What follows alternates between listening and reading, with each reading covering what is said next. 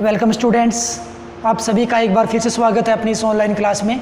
Last class तक अपने बात कर रहे थे एकल स्लिट विवर्तन के अंतर्गत फ्रोनहोफर विवर्तन से अपने निम्नलिखित का निर्माण कल किया था, अपने निम्नलिखित के बारे में बात की थी। आज इसी कड़ी में अपने बात करने वाले हैं एकल स्लिट विवर्तन में उच्चिष्ट का निर्माण कैसे होगा। जिस प्रकार से डबल स्लिट एक्सपेरिमेंट में हमने दीप्त और अदीप्त फ्रिंजों को कहा था, ठीक उसी प्रकार से सिंगल स्लिट यानी कि एकल स्लिट विवर्तन में हम दीप्त और अदीप्त फ्रिंजों को ही क्या कहते हैं, उच्चिष्ट और निम्नलिखित कहते हैं। जहाँ पे दीप्त फ्रिंज होती थी वहाँ पे हमने उसको उच्चिष्ट नाम दिया है, और जहाँ पे अदीप्त फ्रिंज होती थी वहीं पे हमने यहाँ पे नाम दिया है निम्नलिखित। तो कल हमने बात कर ली थी निम्नलिखित के निर्माण की, आज अपने बात करने वाले हैं कि उच्चिष्ट का निर्माण किस प्रकार से होगा। तो उच्चिष्ट का निर्माण हो चाहे निम्नलिखित का निर्माण हो, सब कुछ डिपेंड किस पे करता है, डेल एक्स पे डिपेंड करता है। जैसा कि आपको याद होना चाहिए, उच्चिष्ट के निर्माण के लिए डेल एक्स यहाँ पे पथांतर है, पथांतर की आवश्यक शर्त क्या होगी जी। निम्नलिखित के लिए कल आपने ज्ञात किया था, निम्नलिखित के लिए डेल एक्स की आवश्यक शर्त क्या थी। निम्नलिखित के लिए डेल एक्स का मान कितना होना चाहिए, लैम्डा का पूर्ण गुणज यानी कि एन लैम्डा होना चाहिए। मतलब पहले निम्नलिखित के बारे में बात करोगे तो एन का मान 1 होगा, दूसरे के लिए बात करोगे एन का मान 2 होगा, एनवी के लिए बात करोगे एन का मान एन है ही। इसी प्रकार से उच्चिष्ट के लिए डेल एक्स का मान कितना होगा बच्चों, लैम्डा बाई 2 का विषम गुणज होगा, यानी कि 2n+1 हो जाएगा। पहले उच्चिष्ट के लिए आप यहाँ पे n का मान 1 कर दोगे, तो पहले उच्चिष्ट के लिए यदि आपको पथांतर देखना पड़े तो n का मान 1 करने पर बच्चों ये बन जाता है 3 लैम्डा बाई 2।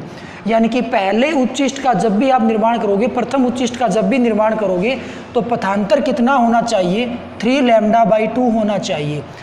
जो जब आप द्वितीय उच्चिष्ट का निर्माण करोगे उस केस में पथांतर आपका कितना होना चाहिए, n का मान 2 कर दो, तो 2 दूनी 4 और 1 5, यानी कि 5 लैम्डा बाई 2 होना चाहिए। तो ये पथांतर आपको कंठस्थ रहना चाहिए, उच्चिष्ट के लिए क्या होता है और निम्नलिखित के लिए क्या होता है। साथ में यदि मैं इसको डबल स्लिट के अंतर्गत बात करूं तो डबल स्लिट एक्सपेरिमेंट में जो ये शर्त थी वो शर्त थी बच्चों अदीप्त की, कि अदीप्त के लिए तरंगों के मध्य, अध्यारोपित तरंगों के मध्य पथांतर ये होगा तो अदीप्त फ्रिंज बन जाएगी। और ये जो शर्त थी वो थी दीप्त फ्रिंज की। ओके, और मैं व्यतिकरण प्रतिरूप की बात करूं प्यारे बच्चों, तो यहाँ पे अदीप्त जो है उसके कारण ये शर्त बनती है विनाशी व्यतिकरण की। किसकी, विनाशी व्यतिकरण की।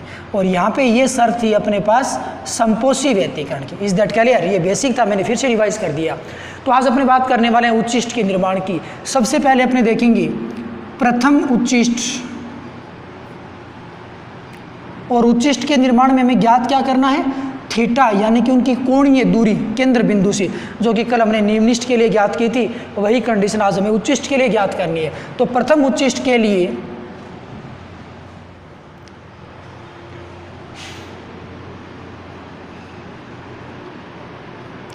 कोणीय चौड़ाई या कोणीय दूरी की गणना, कोणीय चौड़ाई यानी कि थीटा का मान आपको ज्ञात करना है। ये थीटा कितने डिग्री बनेगा, क्या बनाना है हमें, प्रथम उच्चिष्ट का निर्माण करना है। चूंकि अपने पास जो पथांतर था BC उसका मान था a थीटा, जहाँ से थीटा का मान निकल के आता है BC/A।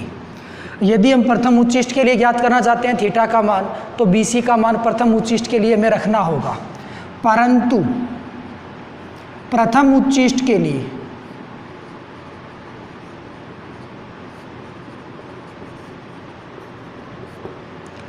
बच्चों DBC यानी कि डेल एक्स, जिसको आप कह सकते हो पथांतर, वो कितना बनेगा, 2n+1 लैम्डा बाई 2, यानी कि लैम्डा बाई 2 का पूर्ण गुणज, यानी कि वहाँ पे बनेगा, हमने थोड़ी देर पहले देखा था 3 लैम्डा बाई 2 होगा प्रथम उच्चिष्ट के लिए। तो यहाँ पे आप BC की वैल्यू पुट कर दो, थीटा का मान निकल के आ जाएगा 3 लैम्डा बाई 2, ये तो BC का मान है, बटे में A और है। तो ये प्रथम उच्चिष्ट के लिए कोणीय चौड़ाई या कोणीय दूरी का मान निकल के आ गया। कल हमने जो निम्नलिखित ज्ञात किए थे उसमें भी हमने प्रथम निम्नलिखित और प्रथम द्वितीय निम्नलिखित के लिए पथांतर का मान पुट किया था, पथांतर का मान पुट करते ही वैल्यू निकल के आ गई थी। इंपॉर्टेंट बात तो बच्चों ये है कि ये उच्चिष्ट और निम्नलिखित बनते कैसे हैं। आज अपने बात करेंगे प्रथम उच्चिष्ट का निर्माण कैसे होगा, क्या रीजन होता है उसके पीछे। तो मैं कल वाले को एक बार फिर से रिपीट कर दूं कि अपने पास सिंपल एक स्लिट है। कितनी स्लिट है? एक स्लिट। प्रकाश इसमें गिरा।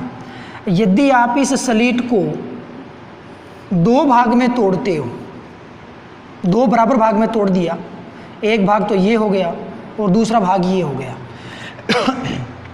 उस केस में किसका निर्माण होता है?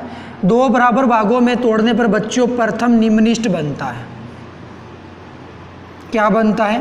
प्रथम निम्निष्ठ। बस ध्यान ये रखना है कि ये जो तरंगे आपको क्रमागत नजर आ रही है, इन क्रमागत तरंगों के मध्य जो पथांतर होगा वो λ/2 होगा। इन दो के मध्य भी पथांतर λ/2 होगा, जिसके कारण इन कंप्लीट फर्स्ट और लास्ट के बीच में पथांतर है वो लैम्डा बन जाता है। λ/2 पथांतर यहाँ पे, λ/2 पथांतर यहाँ पे, तो इनका कंप्लीट पथांतर वो कितना बन जाता है? लैम्डा बन जाता है। ओके, स्लिट को दो भाग में तोड़ा, प्रथम निम्निष्ठ बना। स्लिट को चार भाग में तोड़ते हैं तो क्या होगा? स्लिट को चार बराबर भागों में, एक भाग ये हो गया, दूसरा भाग ये हो गया, तीसरा एंड चौथा, इस प्रकार से। ठीक है, तो ध्यान इसमें यह भी रखना है कि क्रमागत दो तरंगों के बीच में पथांतर λ/2, यहाँ भी λ/2, पथांतर λ/2, पथांतर λ/2, तो प्यारे बच्चों फर्स्ट और लास्ट के बीच में कंप्लीट पथांतर 2 लैम्डा हो जाएगा। इस केस में किसका निर्माण हुआ था? द्वितीय निम्निष्ठ का निर्माण हुआ था, क्योंकि यहाँ से दो तरंगें निकलेंगी, पथांतर λ/2 होगा। λ/2 पथांतर के कारण जब हम विनाशी और संपोषी व्यतिकरण की आवश्यक शर्तों को समझने की कोशिश करें तो λ/2 का विषम गुणज होने के कारण वहाँ पे विनाशी व्यतिकरण बनता है, यानी कि तीव्रता न्यूनतम प्राप्त होती है और न्यूनतम तीव्रता के लिए निम्निष्ठ बन रहा था। तो इन दो भागों से तो बच्चों बन जाएगा प्रथम निम्निष्ठ, शेष ऊपर वाले दो भागों से बन जाएगा द्वितीयक निम्निष्ठ, यानी कि चार बराबर भाग में तोड़ने पर द्वितीयक निम्निष्ठ का निर्माण हुआ था। दो भाग में, एक भाग में तो तोड़ना ही नहीं है, कम से कम दो भाग तो होंगे, क्योंकि एक भाग को तोड़ने पर हमें केवल एक ही तरंग प्राप्त होगी और अध्यारोपण सिद्धांत के लिए फ्रिंजों को बनाने के लिए कम से कम दो भाग चाहिएंगे। तो स्लिट को कम से कम दो भाग में तोड़ोगे तो प्रथम निम्निष्ठ बना, चार भाग में तोड़ोगे द्वितीयक निम्निष्ठ बनेगा। तो तीन भाग में तोड़ दे तो क्या होगा? पांच भाग में तोड़ दे तो क्या होगा? जी, उस केस में बनेंगे उच्चिष्ठ। कैसे बनेंगे? उसके लिए अपने पास ये स्लिट है, इसको आज अपने तोड़ने वाले हैं तीन बराबर भागों में, 1 2 3। ठीक है जी। कंप्लीट पथांतर हमें करना क्या है? हमें प्रथम निम्निष्ठ का निर्माण करना है। तो प्रथम निम्निष्ठ के लिए फर्स्ट और लास्ट तरंग के बीच में पथांतर कितना होना चाहिए? 3 λ/2, यानी कि यहाँ पे वो अपना पॉइंट B है, यहाँ पॉइंट A था और यहाँ C है, तो ये जो पथांतर है वो 3 λ/2 होना चाहिए। Is that clear? तो 3 λ/2 कैसे बनेगा? सॉरी, 1 2 3 भाग ये बने थे, ये B पॉइंट होगा और कंप्लीट पथांतर 3 λ/2 है वो यहाँ बनेगा, 3 λ/2 बन जाएगा। ओके, तो यहाँ पे 3 λ/2 बनेगा कैसे? इन दो के बीच में पथांतर λ/2 रहेगा, इन दो के बीच में पथांतर λ/2 रहेगा, इन दो के बीच में पथांतर λ/2 रहेगा। λ/2 दो बार आ गया, या सॉरी 3 बार आ गया, यानी कि 3 λ/2 कंप्लीट पथांतर BC बन जाएगा। ठीक है, अब क्या होगा? पहले भाग से एक तरंग निकलेगी, दूसरे भाग से एक तरंग निकलेगी, ये दोनों तरंगे अनंत पे जाकर के अध्यारोपित होंगी, पर्दे पे जाके मिलेंगी और इन तरंगों, अध्यारोपित होने वाली तरंगों के मध्य बच्चों पथांतर रहेगा λ/2। तो λ/2 पथांतर के कारण हमेशा तीव्रता है वो न्यूनतम प्राप्त होती है। कितनी प्राप्त होती है? न्यूनतम तीव्रता प्राप्त होती है। अब क्या होगा? न्यूनतम तीव्रता इन पहले दो भागों से मिलेगी, पहले दोनों भागों का प्रकाश एक दूसरे को निरस्त करेगा, न्यूनतम तीव्रता हमें प्रदान करेगा, लेकिन बच गया तीसरा भाग। इस तीसरे भाग का प्रकाश है वो सीधा जाके पर्दे पे टकराएगा। इन दोनों का प्रकाश भी पर्दे पे जाके टकरा रहा था, लेकिन प्रकाश से प्रकाश मिला तो अंधेरा उत्पन्न हो गया। एक मैं इंपॉर्टेंट क्वेश्चन बता दूं, ये क्वेश्चन सन 2016 में आया हुआ है कि प्रकाश से प्रकाश टकराता है तो अंधेरा उत्पन्न होता है। यह कौन सी परिघटना? ये मेन एग्जाम में क्वेश्चन आया हुआ है, आप यहाँ पे देख सकते हो। कि इस भाग का प्रकाश इस भाग के प्रकाश से टकराता है, प्रकाश से प्रकाश टकराता है, उसके पश्चात भी अंधेरा उत्पन्न होता है। क्यों? क्योंकि टकराने वाले प्रकाश किरणों के मध्य पथांतर λ/2 है, तो वो न्यूनतम तीव्रता यानी कि न्यूनतम प्रकाश प्रदान करते हैं। और ये कौन सी परिघटना होती है? ये परिघटना विनाशी व्यतिकरण होता है। तो उस क्वेश्चन का आंसर होगा कि ये विनाशी व्यतिकरण होगा। ओके, तो पहले दो भागों से तो विनाशी व्यतिकरण यानी कि न्यूनतम तीव्रता बनी, लेकिन तीसरा वाला जो भाग है उसका प्रकाश शेष रहता है, वो प्रकाश सीधा पर्दे पे जाके टकराता है, यानी कि पर्दे पे चमक उत्पन्न करता है। तो 3 भाग में स्लिट को तोड़ने पर तीसरे भाग का प्रकाश शेष बचेगा, वो पर्दे पे जाके टकराएगा, चमक उत्पन्न करेगा, तीव्रता इंक्रीज होगी, अधिकतम होगी, बढ़ेगी। उस केस में बच्चों बन जाएगा उच्चिष्ट। क्या बन जाएगा? उच्चिष्ट। और ये स्लिट को तोड़ने के पश्चात पहली बार उच्चिष्ट बना है, तो ये जो उच्चिष्ट होगा वो होगा अपने पास प्रथम उच्चिष्ट। मतलब क्या हो गया कि कम से कम 2 भाग में तोड़ना था, 2 भाग में तोड़ा तो प्रथम निम्निष्ट बना, 3 भाग में तोड़ा तो पहली बार उच्चिष्ट बना था, अतः इसका नाम क्या होगा? प्रथम उच्चिष्ट हो जाएगा। तो फिर प्रथम उच्चिष्ट के निर्माण की प्रक्रिया को एक्सप्लेन कैसे करोगे कि प्रथम उच्चिष्ट के निर्माण के लिए कंप्लीट पथांतर 3λ/2 होता है, जिसके तथा इस पूरी स्लिट को 3 बराबर भागों में डिवाइड किया जाता है, जिसके कारण क्रमागत 2 भागों से निर्गत होने वाले प्रकाश तरंगों के मध्य λ/2 पथांतर होता है। और λ/2 पथांतर के कारण हमें न्यूनतम तीव्रता मिलती है। तो प्रथम 2 भागों से तो विनाशी व्यतिकरण उत्पन्न होगा, यानी कि प्रथम निम्निष्ट का निर्माण होगा क्योंकि न्यूनतम तीव्रता बनेगी, परंतु तीसरे भाग का प्रकाश पर्दे पे जाके टकराएगा, जिसके कारण तीव्रता अधिकतम बनेगी। और अधिकतम तीव्रता जब बनेगी तो वहां पे उच्चिष्ट बनेगा, जिसको अपने क्या कहेंगे? प्रथम उच्चिष्ट कहेंगे। तो सिंपल सी बात है, 2 भाग में तोड़ने पर प्रथम निम्निष्ट, 3 भाग में तोड़ने पर प्रथम उच्चिष्ट, और 4 भाग में तोड़ने पर द्वितीयक निम्निष्ट, तो 5 भाग में तोड़ने पर द्वितीयक उच्चिष्ट का निर्माण होगा। आइए बात कर लेते हैं द्वितीयक उच्चिष्ट कैसे बनेगा। अब अपनी बात करने वाले हैं द्वितीयक उच्चिष्ट का निर्माण के, यानी कि द्वितीयक उच्चिष्ट के लिए कोणीय चौड़ाई थीटा का मान कितना बनेगा? ओके, क्या करोगे? चूंकि सेम प्रोसेस है, BC बराबर A थीटा होता है, थीटा बराबर BC बटा में A बन जाएगा, समीकरण फर्स्ट आ गई। परंतु द्वितीय उच्चिष्ट के लिए, द्वितीयक उच्चिष्ट के लिए BC का मान बोले तो पथांतर डेल x का मान कितना होता है? उच्चिष्ट में 2n+1 λ/2 होता है, तो n का मान 2 कर दो द्वितीयक के लिए, 2 दूनी 4 और 1 5 λ/2 हो जाएगा। वैल्यू पुट कर दो, आंसर आ जाएगा। अतः इसीलिए थीटा बराबर क्या बन जाएगा? 5 λ/2a आ गया जी कोणीय चौड़ाई का मान, कोणीय दूरी का मान मूल बिंदु से यानी कि मध्य बिंदु से। इंपॉर्टेंट बात यह है कि द्वितीयक उच्चिष्ट का निर्माण होगा कैसे, शायद आप समझ गए होंगे। स्लिट को कितने भाग में काटोगे? स्लिट को कम से कम 5 भाग में काटोगे, 5 बराबर भाग में डिवाइड करोगे। ओके, 1 2 3 4 5। सो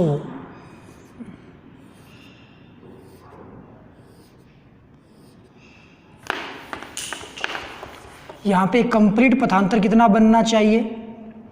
5 λ/2। फर्स्ट और लास्ट के बीच में कंप्लीट पथांतर बनेगा 5 λ/2। क्रमागत देखो λ/2 का ये 5 गुना है ना, ये 5 बराबर भाग है, तो प्रत्येक भाग के पास λ/2 पथांतर बचेगा। जैसे इन 2 तरंगों के मध्य पथांतर λ/2 आएगा, यहाँ भी λ/2, यहाँ भी λ/2। एवरी टाइम 2 क्रमागत तरंगों के बीच में पथांतर λ/2 बचेगा, और ये λ/2 5 बार है, अतः कंप्लीट पथांतर फर्स्ट और लास्ट के बीच में 5 λ/2 बन जाएगा। ओके, तो पहले 2 भागों से तरंगे निकलेंगी, पथांतर कितना होगा इनके मध्य? λ/2। λ/2 पथांतर के कारण तीव्रता न्यूनतम आएगी, यानी कि प्रथम निम्निष्ट बन जाएगा। शेष 2 भाग बच गए, तीसरा और चौथा भाग, इनके मध्य भी पथांतर λ/2 है, तो इनके कारण भी दूसरी बार तीव्रता न्यूनतम हमें मिलेगी, यानी कि द्वितीयक निम्निष्ट बन जाएगा 4 भाग तक। पांचवें भाग का प्रकाश बच्चों शेष बचेगा, ये प्रकाश दूसरी बार पर्दे पे जाके टकराएगा। दूसरी बार तो पहली बार कब टकराया था? पहली बार तो प्रकाश तब टकराया था जब 3 डिवाइड किए थे हमने पार्टिसिपेशन, क्योंकि तीसरे भाग का प्रकाश बचा हुआ था।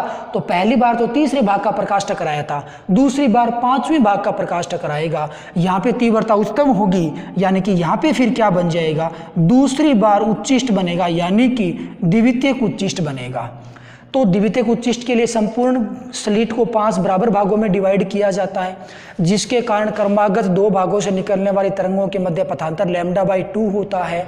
और प्रथम 2 भागों से निकलने के कारण प्रथम निम्ननिष्ठ बनेगा, शेष 2 भागों से तरंगे निकलेंगे अध्यारोपित होंगे तो द्वितीयक निम्ननिष्ठ बन जाएगा। लेकिन 5वां भाग है उसका प्रकाश शेष बचेगा, जो कि पर्दे पे जाके टकराएगा और दूसरी बार तीव्रता उच्चतम प्राप्त होगी, अर्थात द्वितीयक उच्चिष्ट का निर्माण होगा। Is that clear?